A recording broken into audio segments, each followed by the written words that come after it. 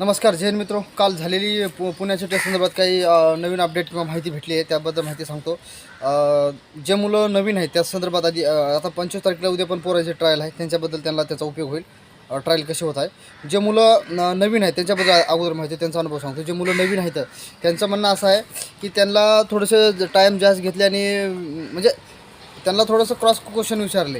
त्यांना कसं जे मुलं नवीन आहेत त्यांना वाजवता 1-2 गाण्याचे येतो, ते पण व्यवस्थित येत नाही किंवा अवघड थात्रमुत्र किंवा एखादी गाणं पाठ करून गेले. त्या मुलासाठी लिपीबद्दल किंवा संगीताबद्दल माहिती विचारतात आणि त्यांना फेल करतात म्हणजे ते ऑलरेडीच फेल आहेत, पण त्यांना थोडंसं एक्स्ट्रा थोडंसं माहिती विचारून त्यांना फेल करत आहेत.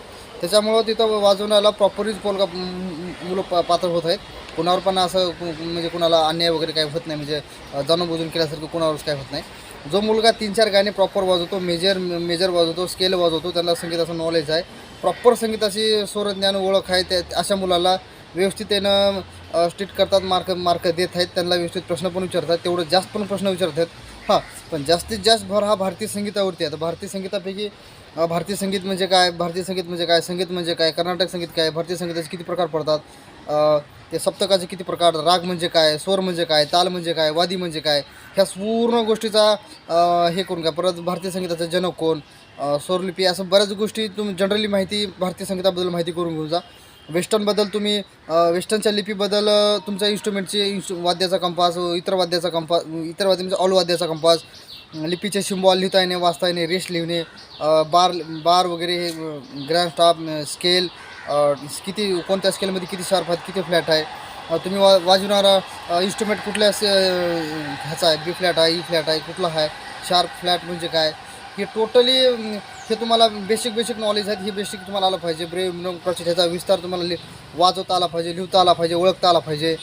आणि जास्तीत जास्त भारतीय संगीताबद्दल थोडं बहुत ह्यावेळेस विचारतात. मागच्या वेळेस भारतीय संगीताबद्दल जास्त प्रमाणामध्ये कुठंच विचारलं नाही, पण ह्यावेळेस बऱ्याच ठिकाणी जेवढे पण आतापर्यंत जेवढ्या स्टेज झाले तेवढ्या ठिकाणी भारतीय संगीताबद्दल माहिती विचारलेलं आहे. त्याच्यामुळे उद्याच्या तारखेसाठी भारतीय संगीताबद्दल माहिती काय, ज्याला कुणाला भारतीय संगीत माहिती नसेल किंवा भारतीय संगीताबद्दलची माहिती पाहिजे असेल त्याने मला व्हॉट्सअपला मेसेज करा.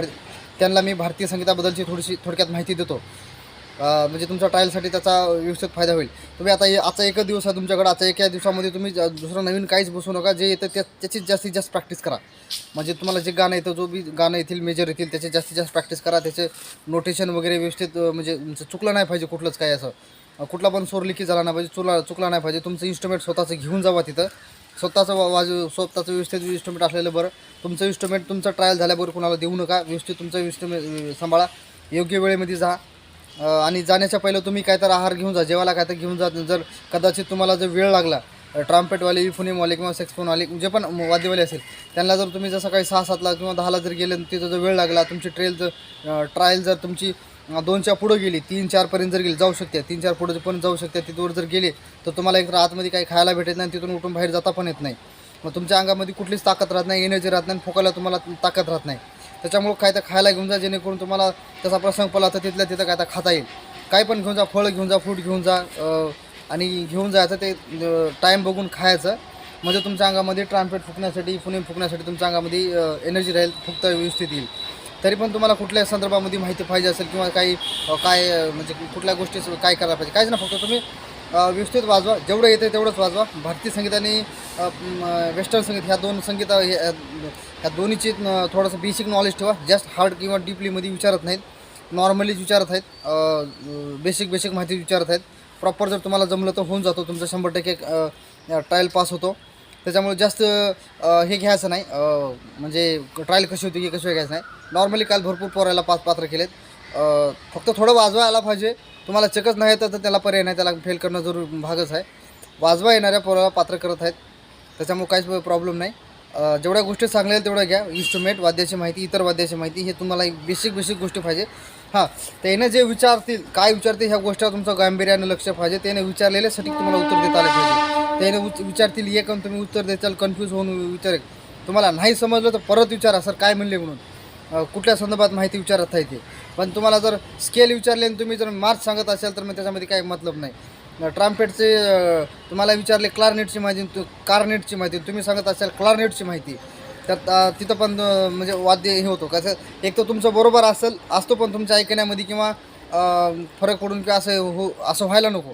व्यवस्थित तुम्ही त्याने काय बोलता त्याच्यावर तुम्ही लक्ष द्या, ऐका आणि उत्तरं द्या. आणि कुठल्याच गोष्टीच्या उत्तराला मला येत नाही म्हणा तिथं म्हणायचं नाही, काही ना काही तिथं सांगायचंच, त्यांना उत्तर द्यायचंच. कुठलं जमतच नसेल तर सर सॉरी म्हणजे असं बोलून, पण जास्तीत जास्त फुल कॉन्फिडन्सनं तिथं उत्तर द्या, बस एवढंच सांगायचं आहे. जर कोणाला माहिती पाहिजे असेल तर मला व्हॉट्सअपला SMS करा, माहिती भेटून जाईल.